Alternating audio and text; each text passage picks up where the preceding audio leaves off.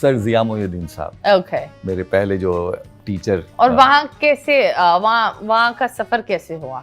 इत्तेफाक से, मतलब इत्तेफाक से। मैं ये नहीं कह सकता कि मैंने प्लान किया हुआ, नहीं, इत्तेफाक से हुआ, क्योंकि वहाँ क्या हो रहा था और वहाँ कौन कौन लोग थे मैं तो सोच भी नहीं सकता था कि वहाँ जब मैं गया और जो टीचर्स थे वो जिया मोइनुद्दीन साहब, तलत हुसैन साहब, अनवर सज्जाद साहब, They're like the फाउंडेशन, जो हमारी इंडस्ट्री की जो फाउंडेशन है ना, वो इन नामों पर बनी है। बिल्कुल। तो इनसे पढ़ने का मौका मिला, तो फिर जाहिर बात है बंदा जितना भी नालायक हो, अगर इनसे पढ़ने का मौका मिल जाए तो कुछ ना कुछ आ ही जाता है। तो लेकिन एक डर होता है उनके साथ जब काम करने, जब को उस नाम माशाल्लाह, एक होता है ना, डर में इंसान गलतियां ज्यादा करता है। बिल्कुल। जो याद भी होता है वो भी भूल जाता है। बिल्कुल ऐसे। तो डर में क्या गलतियां की है? बहुत सारी गलतियां होती थी, और क्योंकि वो जिस एज में थे और जितना उन्होंने काम किया, सारी जिंदगी काम को दी, तो उनको पता था कि ये जो गलतियां हैं ये क्यों हो रही हैं। तो वो बजाय उस पर नाराज़ होने की या डांटने के, तो उसके सोल्यूशन पे आते थे। क्योंकि जिया साहब जो हैं वो डिक्शन पढ़ाते थे, आपका तलफ़ुज़ जो है आपको कैसा होना चाहिए। मैं पंजाब से आया था, बहावलपुर से आया था, तो मेरी जो उर्दू थी उसमें बहुत सारी पंजाबी चीज़ें थी जो कि मुझे नहीं पता थी, क्योंकि मैं बचपन से उर्दू बोल रहा था उस टाइप की। लेकिन हाँ, वो एक एक्सेंट हो जाता है, हो जाता है। आई बिलीव वो हर घर का एक एक्सेंट होता है। तो लेकिन जब आप इस इंडस्ट्री में आते हैं तो आपको प्रॉपर उर्दू चाहिए होती है, ताकि आप उर्दू बोल रहे हो वो सबके लिए हो। हाँ। वो पंजाब के लिए भी हो, वो सिंध के लिए भी हो, बलूचिस्तान के लिए भी हो, हर सरहद के लिए, हर किसी के। तो वो जो उर्दू में आने के लिए बहुत टाइम लगता, तो वो बहुत तरीके से समझाते थे। आपको कितना टाइम लगा? मतलब मैं 3 साल जो डिप्लोमा किया मैंने, हाँ। तो वो 3 साल जो थे वो, तो वो 3 साल मुझे 15 साल में भी मैं बोल पा रही। बस आप टीचर अच्छा सा ढूंढे तो इंशाल्लाह जरूर हो जाएगा। नहीं, बट जब बात होती है, you've done a diploma from NAPA and you've studied from the best, तो वहाँ से यहाँ कैसे आए? सपना था एक्टर बनना? Was it daddy's money? Was it self-made?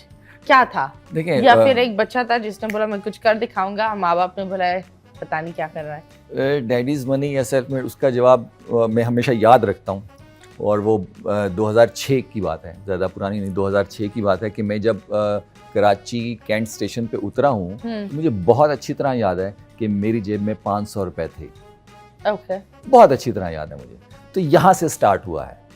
तो इसके बाद अगर बंदा अब पीछे मुड़ के देखता है तो सिर्फ अल्लाह ही अल्लाह है, बंदे का काम नहीं है।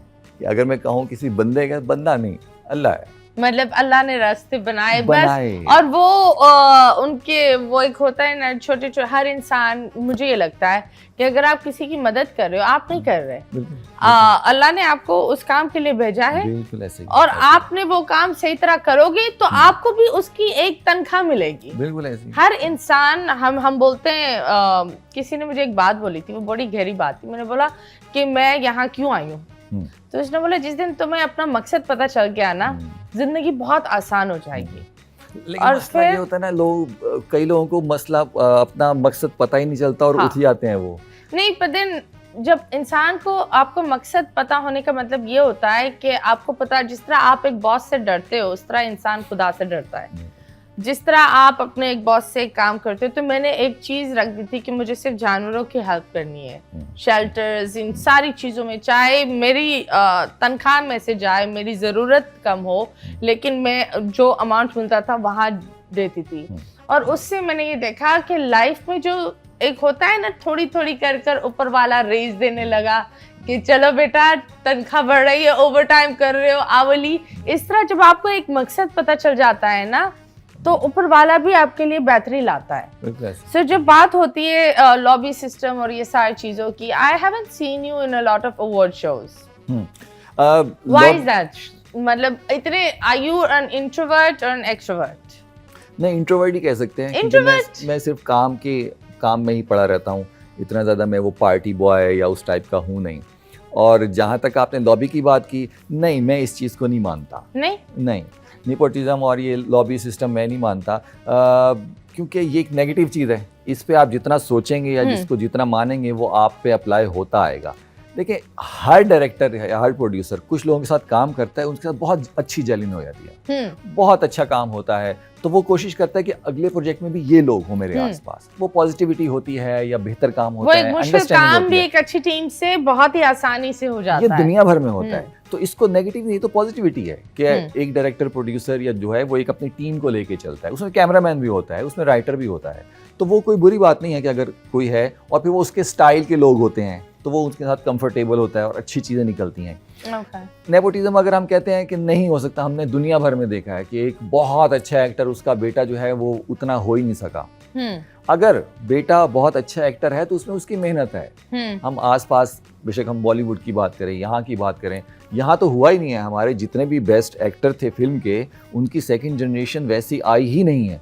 हाँ, आपको देखो वहीद मुराद कितना बड़ा नाम था जी, लेकिन अनफॉर्चुनेटली उनके बेटे ने वो चीज नहीं करी। पर एट द सेम टाइम अगर हम देखें आसिफ रजा मीर जी कितने बड़े नाम है, एंड द सेम उनका जो बेटा है अहद, बिल्कुल वो एक जस्टिस करता है रोल के साथ। लेकिन इसमें उसकी मेहनत है, उसकी मेहनत है, सिर्फ और सिर्फ इंसान दरवाजा खोलता है, बाकी वो आगे ले जाने वाला वो उसका हुनर होता है। बिल्कुल, आपकी अपनी मेहनत होती है, टैलेंट होता है, तभी आप आगे। सिर्फ ये नहीं है कि उनके अब्बू ऐसे थे तो वो आगे जाएंगे, नहीं, ऐसा नहीं। आपको पहला काम अब्बू की वजह से मिल सकता है, पहला काम, लेकिन वो अगर आप अच्छा करते हैं तभी दूसरा, तीसरा, चौथा होता है। तो नेपोटिज्म नहीं, अच्छा है, सब अच्छा है। ओके, तो ये बताएं स्ट्रगल लाइफ की क्या है? स्ट्रगलिंग डेज के बारे में बताएं। चलिए पीछे जाते हैं थोड़ा। नहीं, पीछे क्यों जाते हैं? ये अभी भी स्ट्रगल कर रहे हैं? हाँ, स्ट्रगल खत्म नहीं होती। हम एक तो स्ट्रगल को ना बुरा समझे, हम कहते हैं जो गुर्बत का वक्त होता है वो स्ट्रगल होता है। नहीं, आज के टाइम बड़े से बड़ा एक्टर जब नेक्स्ट प्रोजेक्ट के लिए जाता है तो उसको स्ट्रगल करनी पड़ती है कि राइटर अच्छा हो, डायरेक्टर अच्छा हो, ये प्रोजेक्ट अच्छे से हो, वो स्ट्रगल ही तो है। हाँ, वो तो एक स्ट्रगल है, लेकिन एक बात बताओ, जिस तरह आपने बोला जब 500 थे, वो होता है 500 और रास्ता नहीं है। हाँ। इधर स्ट्रगल में ये होता है कि मुझे बेहतरी चाहिए, बिल्कुल। उधर ये होता है मुझे रास्ता बनाना है। हाँ।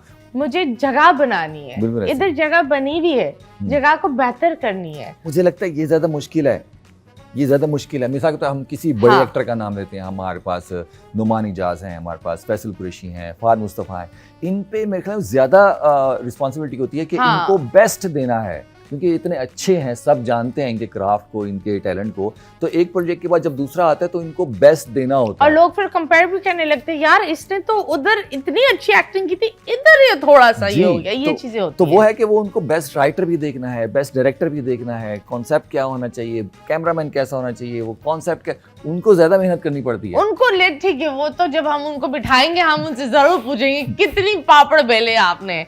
लेकिन ये बताए साकिब जी, आपके बारे में बताए, जब वो 500 थे, रास्ता नहीं था, कैसे बना रास्ता? वो तो इत्तेफाक ही था, नेपा का रास्ता मिलना। हाँ। नेपा का मैंने टीवी में सुना कि एक अकेडमी बनी है, जिया मोइनुद्दीन साहब ने खुली है और वो अब पढ़ा भी रहे हैं। तो वो एक पता चला कि अच्छा एक्टिंग अब पढ़ाई भी जा रही है, क्योंकि वो बचपन से सुनते थे कि तो आपके अब्बू ने फंड्स दिए थे, like did you have the funds from the house? असल में अब्बू का इसलिए नहीं कह सकते, मैं 3 साल का था जब अम्मी और अब्बू की डेथ हो गई थी। ओके। तो भाई, 2 बड़े भाई और 2 बड़ी बहनें, तो वो माँ और वो माँ बाप की तरह बिल्कुल। तो भाई यहाँ कराची में भाई थे, ओके, तो उन्होंने बुलाया था कि आओ यहाँ MBA कर लो। तो आया तो मैं MBA करने था। तो फिर पता चला कि नेपा खुला हुआ है, तो फिर वहाँ मैंने छुप के जाके ऑडिशन दिया।